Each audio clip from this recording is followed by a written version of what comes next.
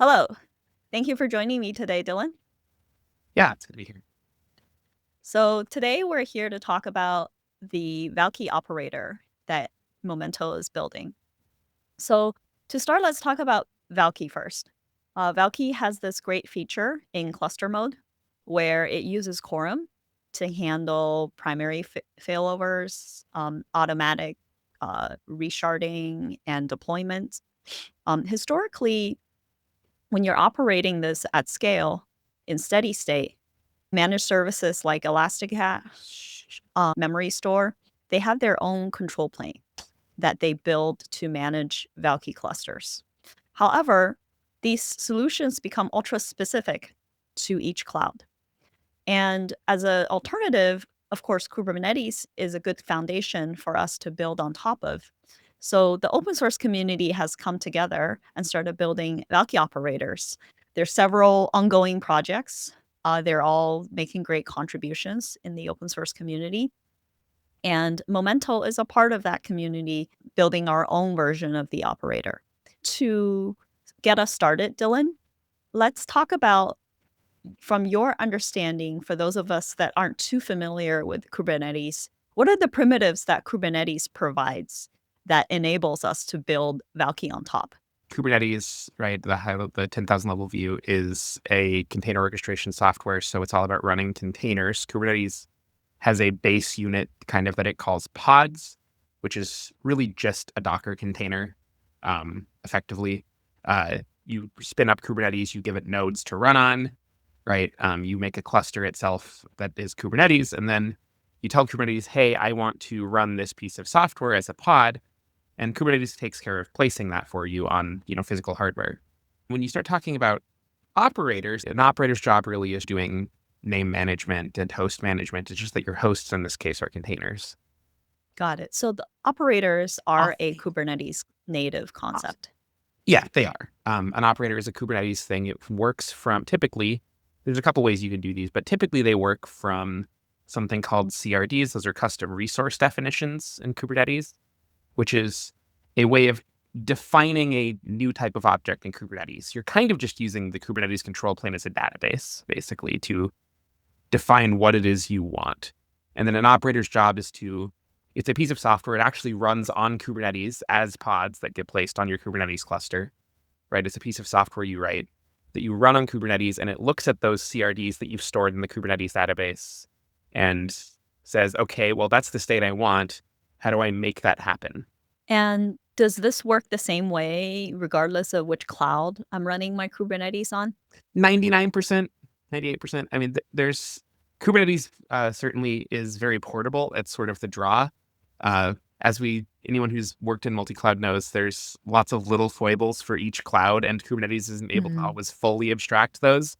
But it certainly does a lot of the heavy lifting. The vast majority of interfaces you interact with are going to be the same. There's just probably going to be a few little cloud-specific things in each cloud. But that's a lot less mileage than learning entirely different cloud services and entirely different database schemas and whatever it is that you're doing between clouds. So it gets you the vast majority of the way there. I've been actually trying out some of the OSS different versions of the Valkey operator, and I'm not very well versed on GCP, but I got a Kubernetes cluster on GKE, which is Google's version of the Kubernetes engine.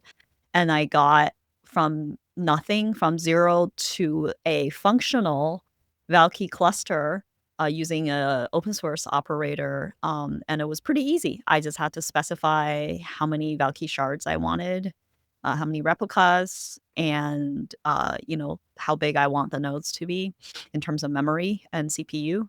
It was a pretty easy to use experience.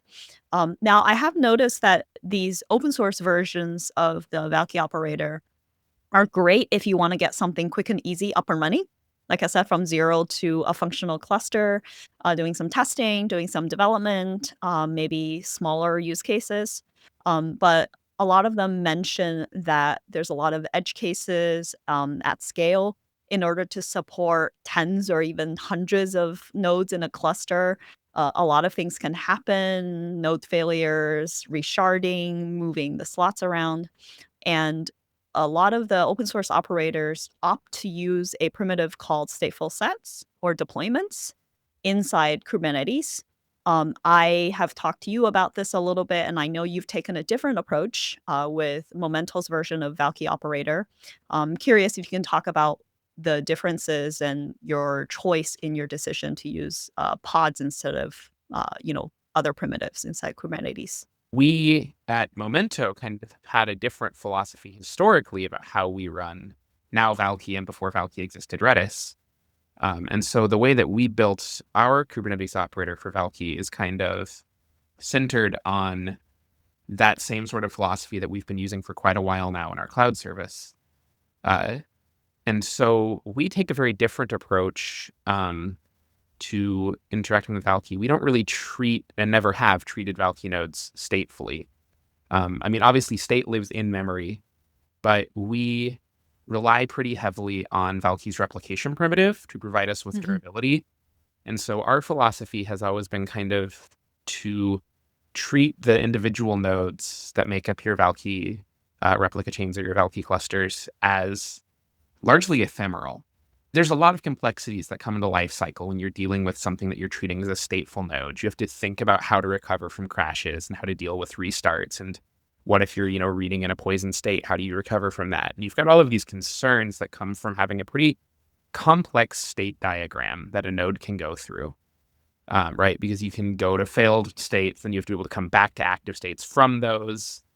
And to kind of short circuit all of that, our approach has been to say, okay, well, we're going to treat these nodes as kind of almost throwaway individual elements in that the life cycles for us is really simple. You start in creating, and then you go to active, and then you go to some sort of terminal state from there. We just look at host replacement as the primary mechanism for dealing with things like upgrades and scaling and that sort of concern, and also for failures. We just replace the failed host with a new one. We're not interested in trying to recover it. When you look at it from that approach, you treat things a little differently. We don't really tend to use persistent volume mounts because, again, our level of durability is coming from having replication and having sufficient replication that we can sustain host failures. In the modern cloud, host failures are pretty rare. If you have a host failure once a day or once a week, right, that's a much slower time scale than the time scale of replicating and replacing nodes. And so, you can tolerate those failures pretty easily with just a few replicas. But our philosophy is that if you treat hosts ephemerally, it really, really simplifies the number of edge cases you have to deal with. And so that's kind of the core of why we didn't go with stateful sets, is quite a few years of experience running in a mode where we've never treated Valkey as a stateful node. Yeah, and it's served us well so far, I think, is why we feel confident bringing this forth in the Valkey operator implementation. Okay, that makes sense. I know that even internally at Momento in our cloud service, we've gone through several iterations of writing a stable reconciler, especially when you have, maybe hundreds of nodes in your cluster. I think we have a pretty unique approach, and I'm curious if you can dive a little bit deeper into the reconciler model we have. A reconciler's job at the end of the day, any reconciler, not just a Valkey reconciler, is you have some sort of desired state specification, right? That is the thing you are trying to achieve. And then you have the actual state, what's actually out there, the state your resources are in. Are they running? Are they healthy? Are they talking to each other? And so when you approach that problem, you have to think about getting from the actual state to your desired state. And there's quite a few ways you can go about that. But what we've eventually landed on after you set several rounds of experimentation internally is this model that I don't know that it has a formal name. I call it gradient descent reconciliation after a mathematical algorithm.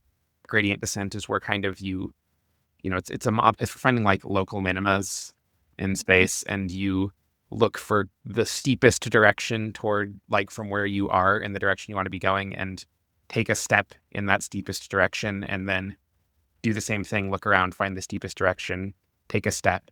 And you keep doing that too, so that you're always taking kind of the largest possible step towards where you want to be. And so we kind of approach reconciliation that way at Momento, which is I'm going to look around at the state of the world, and I'm going to decide what the most impactful thing, the most important thing to do is. And I'm going to do that one action. And then I'm just going to go back to the top. I'm going to look around at the state of the world again. The trade-off there is that you spend a lot of time looking at the state of the world. For every action you want to take, you have to do an assessment of how things are. But kind of the trade-off that you get out of that is that it's very reactive. Maybe one of the things I care about is being able to add a shard to a cluster. And so I'm going to write down all the steps that are involved in adding a shard in order. And if I see that the desired state has more shards than the actual state, I'm just going to run that whole workflow from start to finish, right? And now I'll have a shard. And you do that for every workflow, and you rank your workflows, but you write these kind of long chains. And that works pretty well for the happy case, right? It's pretty easy to enumerate what the chains are, right? Like the sequence of actions that you need to do to add a shard or to remove a shard or to change node types, or each of those in isolation is a pretty easy sequence of steps to write. And it's really easy to get a happy case thing put together there because those are very, very easy to write. But what we ran into doing that in our service was that it's not very robust against interruptions. If you're halfway through adding a shard and one of your primaries fails, then if you continue trying to add a shard to the end, well, that's going to fail because you can't take slots from a primary that's failed. And I can get interrupted at any point, right? When the new node comes up, before we assign it a slot, maybe after we've assigned it to a slot, and then something dies. And so that's where we kind of went back to drawing board and came up with this approach, which, again, I don't know if it has a name. I don't know if it's novel, but it's certainly something we do. And that's to say, okay, well, how do I avoid being interrupted? Well, I just don't do things that are interruptible. One action per reconciler tick. And a reconciler tick for us is just look at everything, look at the state of the world, everything that matters to you about the actual state, and then pick one thing to do. And if that thing fails, oh well, you'll come back and try again, right? In the next loop, you'll look around, pick the most important thing to do. It might be the same thing you just tried. It might be something different, depending on how that affected state. If it succeeds, great, you're a little bit closer to the state you want to be in.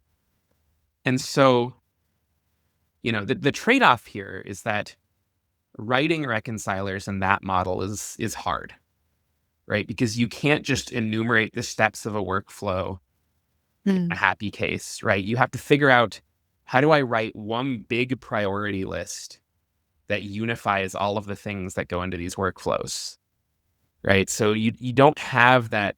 You kind of can't allow yourself to do the what did I do last tick and use that to inform your decision making. You have to be doing it kind of purely in a where am I now? What should I do? It's a very, very effective system. It handles pretty much everything that arises just naturally.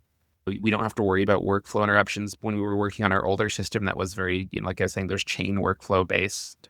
We constantly had issues where, we'd have to have our operators respond because something had gotten interrupted and it was a bad state it didn't know how to recover from. But when we went to this model of always just picking one thing based on the current state, it can't really get stuck. If once in a while you might find an edge case you didn't think about. And so then you go add one more rule to your reconciler so that it knows what to do if it sees that state. But as you kind of fill out those rules, you get something that sort of just is naturally very fluid. If something gets interrupted, well, that just means you have a higher priority action to do. Let's make that a little more concrete, actually, because you gave an example previously of the workflow-based approach. You get interrupted in the middle of a workflow of scaling up, adding a new shard, and you have to remember where you got interrupted because some other primary died, and you have to go fix that first and then come back, right? So in our world, Reconciler, if you're in the middle of adding a new shard and some other primary fails, how do we reconcile that to desired state eventually? To add a new shard in Valkey, right, kind of the fundamental process is you need to spin up some new nodes, right? That's always the first step of scaling up. And then you have to introduce those to the existing cluster. And then you have to pick one of them to be the primary and make the others replicas of it. Yep. And then you assign it some slots to be responsible for. Now it's a primary, it has replicas, it's in the cluster, and it owns data. And so you can be interrupted, of course, while doing that. And so, in our reconciler, if you say a primary fails, that's obviously one of the highest priority things for us to go fix, right? Yes. Actively causing write outages. You've lost, 1 over n of your cluster. And so as soon as a primary fails, wherever we are in the workflow, the next tick, we're going to look around at the state of the world, see a failed primary, and know that that's pretty much the most important thing we could be dealing with. And so we're going to decide to start working on that. If there's a replica available, you fail over to it so that you immediately recover. And then now you're under capacity. With the next tick, you don't have a failed primary, but you do have an undersized shard, right? One of your existing shards doesn't have enough replicas because you just rotated the primary out. And so the next thing you're going to do is fix that problem. You're going to spin up a node. You're going to introduce it. You're going to add it to your undersized shard. You're going to come back down your priority list and see, oh, I don't have enough shards. You got interrupted, right? It was more important to go fix the primaries. But now you finally made it back. You've dealt with your primary stuff. And you're going to look around at the state of the world and see, oh, I have like several nodes here waiting to be introduced to the cluster, for example. Well, I better start introducing them. You're not picking up the workflow so much as you are just looking at a state. If you got interrupted between adding nodes and introducing them, you're in a state where I have nodes available, but they're not introduced yet. So I just solve that problem. So the rediscovery is, I think, just like reading the world, like where am I at and where do I want to be is a constant. It still is a state diagram at the end of the day, in that you kind of have to enumerate all of the possible states you think the world could be in. And we think about it as kind of a priority list. So you look at the state and you go down your priority list of things about the state that would be concerning to you, right? That represent drifts between actual state and desired state. And so like the highest priority item is, fixing failed primaries because those are active outages. There's a very high priority item to replace undersized replicas because you don't want to leave shards without enough replicas in case another failure happens, right? And so we kind of prioritize health and then scaling out and then scaling in and then cleaning up is kind of the broad philosophical ordering. But you sort of just, we approach it in that way. Look at the state of the world and make a list of the most important things that could be wrong. And just keep adding things to that list until you've eventually covered all the cases you can think about. And it's useful when you're doing that to think about the kind of workflows that you would need to handle, right? That's your great starting point is like, okay, how would I get from being undersized to having the correct number of shards? How do I add shards? And you have to think about all of the intermediate states there, right? Because you don't have the luxury of thinking about it as one big workflow. So you have to think about, even to get the happy case of that working where it's not interrupted. That's kind of the key thing about this is that to write the happy case of adding a shard, you have to handle all of the possible intermediate states because you're only allowed to do one thing at a time. Mm. And so we didn't have to write any special logic to be able to resume from interruptions, right? Writing the happy case in the happy path in the first place forced us to write all the possible intermediate states for adding a shard. And since we already have that, we handle any interruptions for free. It forces you to think about all of the places you could be interrupted. You're effectively adopting a philosophy that I'm going to treat every workflow as if it is maximally interrupted.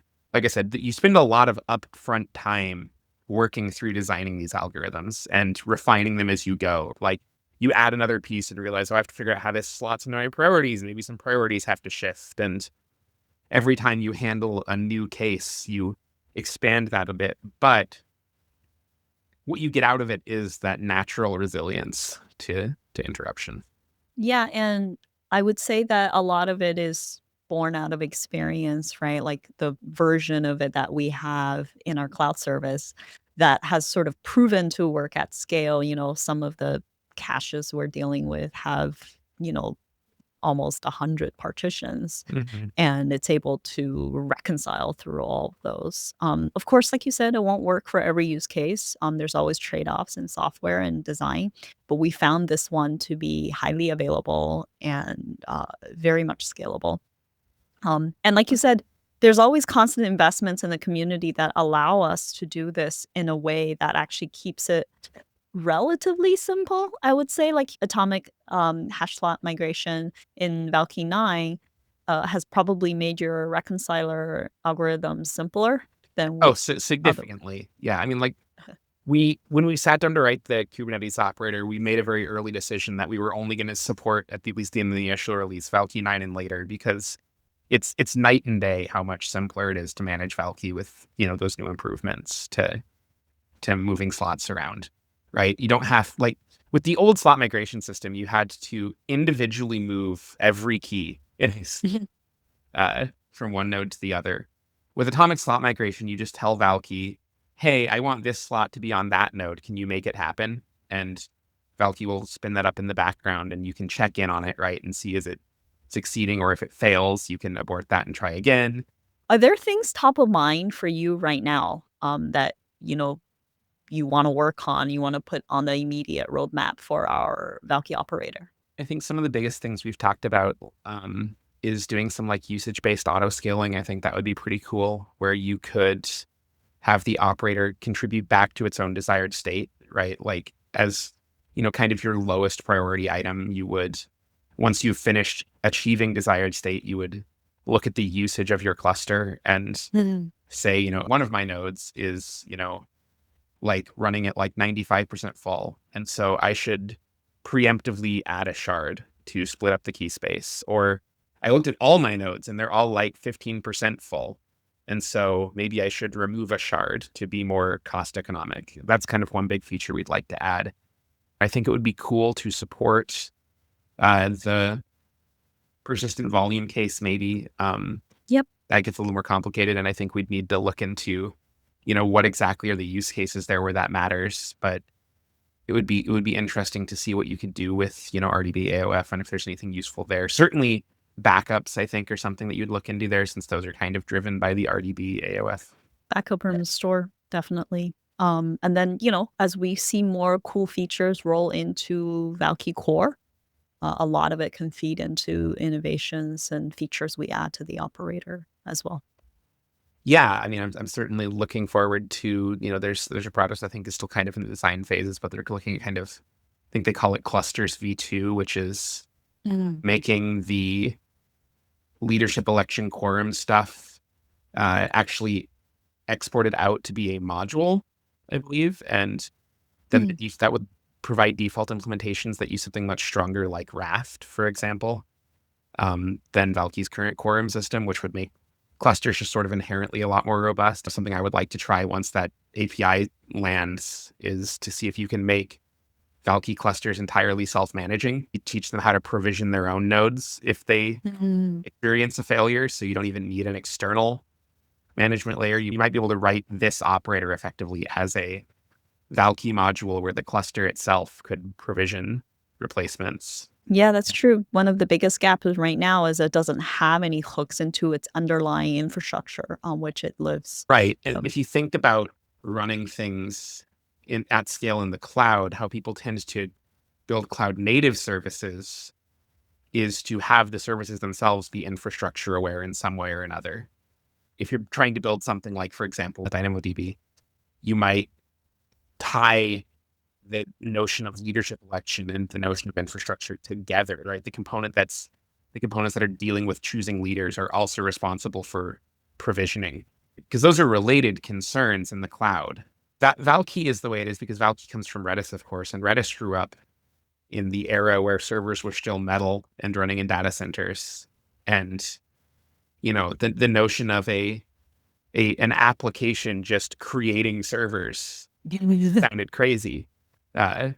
Yeah, it didn't exist. Right. That's true. In the Kubernetes world and in the cloud world, where you just ask for a node and now it exists. That's kind of the way we think about things. And so I think that's really kind of what this operator is doing, what all Valkey operators are doing, is trying to bridge the gap between this piece of software that was very much written for running on physical servers and the realities of running in the cloud. And that's also what a lot of these recent features in Valkey have been about, right? The atomic slot migration kind of came out of cloud native needs, because in the cloud, it's much more reasonable to dynamically scale shards in and out at scale. Yep. because, as we just said, nodes are so much easier to provision and deprovision. Yep. And so migrations became much more common. We're looking again at like, how do we make quorum more reliable? Because we're talking about much bigger clusters than I think, the original Redis cluster implementation ever could have imagined these days with Valkey, and just all of these features that are adapting to this cloud native space. Awesome. And we're excited to be a part of it and get more feedback on our software. Well, thank you so much, Dylan. I learned a lot from you. And yeah, if you're interested, please join us on the Valkey Slack community. We're present on there, and we've been getting people to try our software. Thank you.